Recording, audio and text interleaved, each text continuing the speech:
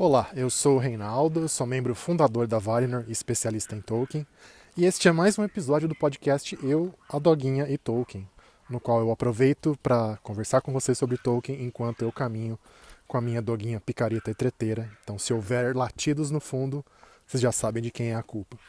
E o tema hoje é um tema arturiano, sim, ligado ao Rei Arthur e os Cavaleiros da Távola Redonda e da relação do Tolkien com esse mundo arturiano. E não tem a ver, vejam vocês, com a Queda de Arthur, que é o único livro realmente arturiano do Tolkien, no qual ele tentou recriar em forma de poesia alguns elementos das histórias do Rei Arthur. Não, a coisa aqui é um pouquinho mais diferentona e interessante, eu acho. Qual o momento, fica aí a pergunta para vocês, qual o momento de O Senhor dos Anéis no qual Tolkien parece que caiu no meio do mundo arturiano, assim, do nada ele resolveu fazer, sei lá, ligar a máquina do tempo e parar num universo até cultural semelhante ao do Rei Arthur.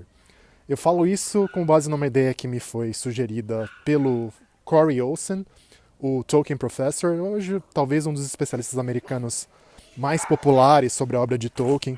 Tem uma produção gigantesca, tem livros sobre o tema, 1000 podcasts.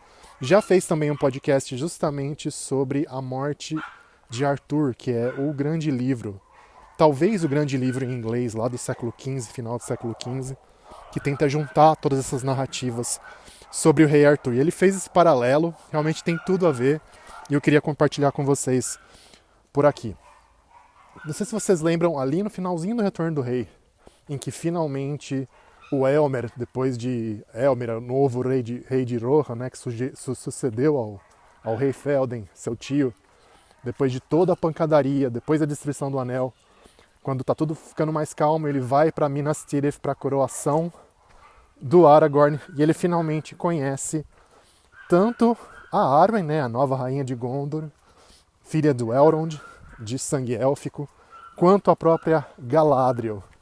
E o Elmer então senta para bater um papo com o nosso anão favorito, com o Gimli, que, como vocês sabem muito bem, recebeu os cabelos dourados de Galadriel, os cabelos que foram negados até ao Fëanor, o Gimli ganhou.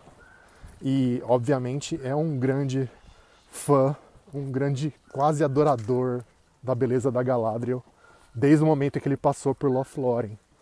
E numa conversa lá atrás, quando o Gimli encontra o Elmer pela primeira vez, o Elmer fala mal, tem a cara de pau, tem a coragem alucinada ou temeridade de falar mal da Galadriel, naquele momento em que os homens de Rohan enxergavam Lothlórien como um lugar de bruxaria, feitiçaria, enfim.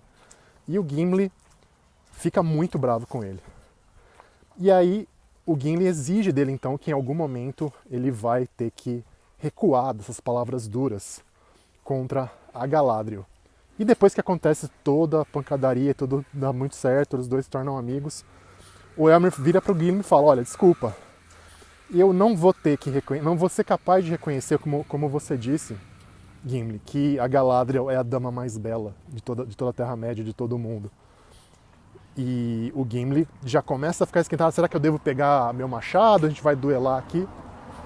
E o Elmer diz então: infelizmente, em termos de beleza, para mim ela fica apenas atrás da Arwen, né? E aí o Gimli fala: tudo bem, acho que nesse caso a gente não vai precisar brigar, porque afinal de contas eu me apaixonei pela aurora, pela manhã, e você se apaixonou pelo ocaso, pelo crepúsculo, pelo fim do dia. Nessa comparação, né, da Galadriel ser uma elfa belíssima lá das origens dos Eldar, lá na Primeira Era, antes do nascer do sol, do primeiro nascer do sol, e a Arwen ser a estrela vespertina do seu povo, né, a última grande beleza do seu povo na Terra-média.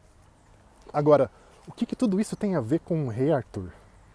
E aí que a coisa fica muito mais interessante. O que aparece nas narrativas do Rei Arthur é essa devoção ao amor cortês, ou seja, os cavaleiros que adotam uma dama como sua grande amada, às vezes amada platônica, às vezes amada sexual, como seu ideal de beleza, de amor, a sua estrela guia praticamente. E eles defendem então a reputação e a beleza dessa dama contra qualquer desafio, contra qualquer crítica. né? E que é justamente o que o Gimli e o Elmer estão fazendo em relação às suas damas preferidas.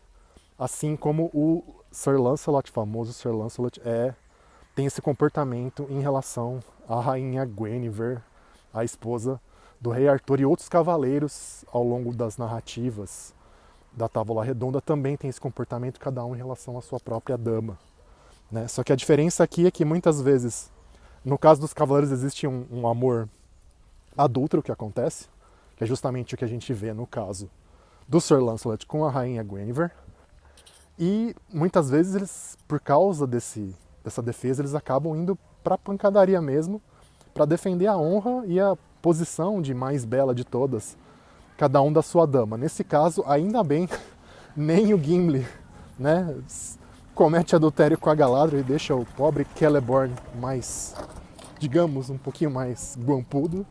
Nem muito menos isso acontece entre o Eomer e a Arwen, embora, né, se fosse seguir à risca o modelo da Távola Redonda, poderia acontecer. É isso, espero que tenham achado o paralelo interessante.